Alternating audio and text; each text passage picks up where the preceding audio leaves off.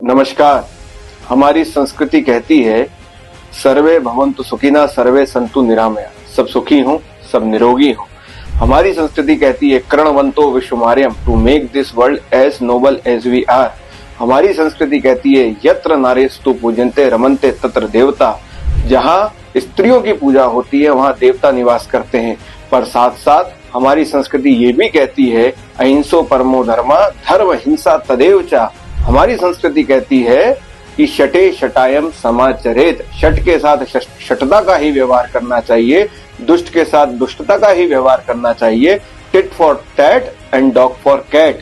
और इसीलिए जब कोई मजहब हमारी धर्म, हमारी संस्कृति, हमारी बेटियां और हमारी बहनों को निशाना बना रहा हो, जब मजहबी मानसिकता हमारे ऊपर सुनियोजित हमला हो रहा हो, जब प्रेम के आड़ में जिहाद चलाया जा रहा हो, जब निकाह के नाम पर छल, शोषण और आतंक फैलाया जा रहा हो, तब मौन नहीं मुखर होना चाहिए। और इसीलिए मैं आज जो आपके सामने कहने जा रहा हूं वो आरोप नहीं है, वो तो सिर्फ उनके धर्म ग्रंथों में लिखी हुई बातें हैं जिसे वो अल्लाह का आखिरी संदेश कहते हैं।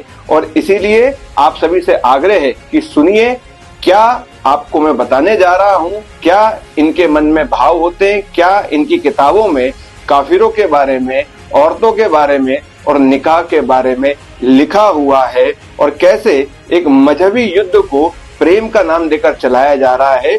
इन सारी बातों को मैं सुव्यवस्थित तरीके से, प्रमाणित तरीके से और शब्दशः आज आपके बीच में रखने जा रहा हूँ। आसमानी किताब की सूरा 5 आयत 51 में बोला गया है, ओ मुसलमानों काफिरों से दोस्ती मत करो।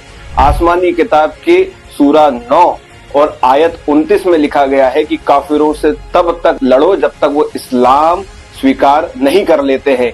आसमानी किताब की सूरा 2 आयत 223 में कहा गया है कि औरतें तुम्हारे लिए खेतीबाड़ी है और अपनी खेती में जब जाना चाहो, जैसे जाना चाहो वैसे जाओ।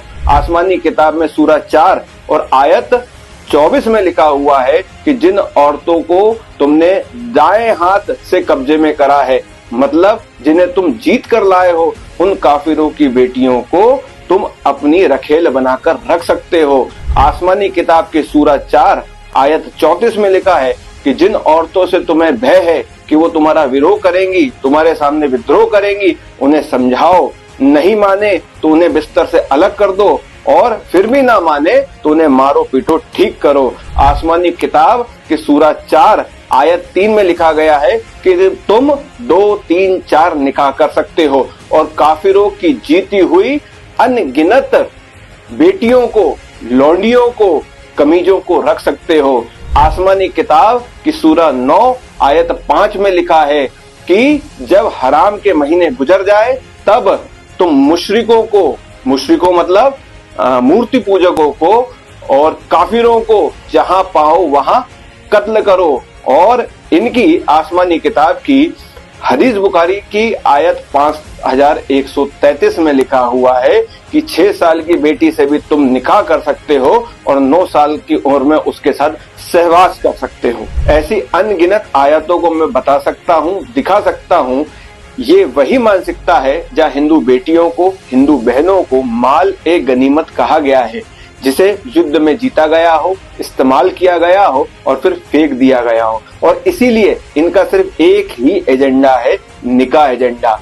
पहले हिंदू बेटी को बहलाओ, फिर उसे प्यार मोहब्बत के झूठे षड्यंत्र में बरगलाओ, फिर निकाह करके उसका धर्मांतरण कराओ और फिर तलाक और हलाला करके अपनी कनीज, अपनी रखेल बनाओ। और इसलिए ऐसी हर सोच को कुचला जाएगा जहां अब्दुल अर्जुन बनकर आएगा। और इसीलिए अपनी बहन, अपनी बेटी को बचाइए।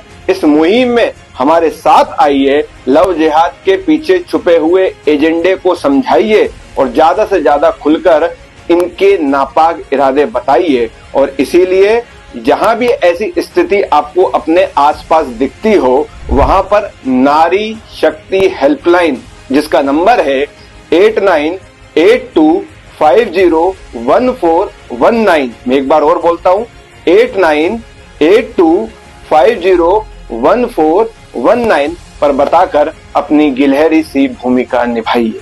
और इसीलिए अंत में मैं यही कहना चाहता हूं कि जो मजहब कहता है औरतें खेती हैं, जो मजहब कहता है काफिरों को लूट लेने में ही नेकी है, जो मजहब कहता है काफिर की बेटी हलाल है, वो मजहब नहीं जहर की मिसाल है।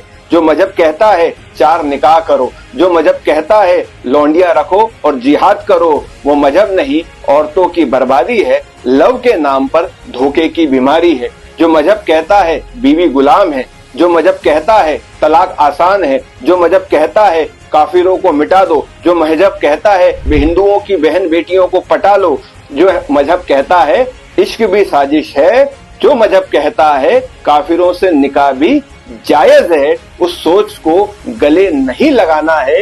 हिंदू की हर बेटी हर बहन को बचाना है। अब वो मजहब हिंदू बेटी और हिंदू बहनों को नहीं छुपाएगा। संकल्प आज हमको लेना है कि हर हिंदू भाई हर हिंदू बेटा लव जिहाद को मिटाएगा और अपनी गिलहरी सी भूमिका निभाएगा। इसी संकल्प के साथ, इसी प्रण के साथ मैं आपको प्रणाम करता हूं, नमस्कार करता हूं। भारत माता की जय।